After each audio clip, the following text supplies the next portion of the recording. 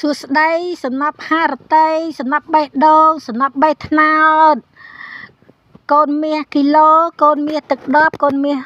ទឹក100ថ្ងៃនេះគឺជាថ្ងៃសុក្រទី26ខែ12ឆ្នាំ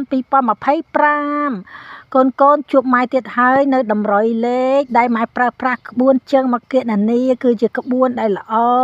គ្មានគូប្រៀបគឺជាក្បួនអត់មានចន្លោះត្រង់ណាដែលថាខ្វះខាតអត់ស្មើគ្នាកូនគុនគូទៅស្មើគ្នាសញ្ញាស្មើសងខាងដោយសម័យកាលហ្មងបើខាងនេះឃើញប្រមាណខាងនេះខាងឆ្វេងឃើញប្រមាណអាខាងស្ដាំសញ្ញាស្មើឃើញប៉ុណ្ណឹងដូចគ្នាចាអញ្ចឹងក្បួនល្អហើយត្រូវចំណាយពេលច្រើនក្នុងការគិតគូរផ្ទៀងផ្ទាត់មកចាត់គ្រប់ជ្រុងជ្រោយដើម្បីឲ្យលេខនឹងប្រកាសថាចេញចំថ្ងៃអត់ដេកផ្លូវឲ្យកូនចាក់ត្រូវចំណេញលុយហេងច្រើនគ្រប់គ្នាហើយកូនឲ្យចង់បានលេខកុំភ្លេចចុចមេដៃហើយសុំលេខផងខំចឹងម៉ែរកឈ្មោះអត់ឃើញទាំងអស់កូន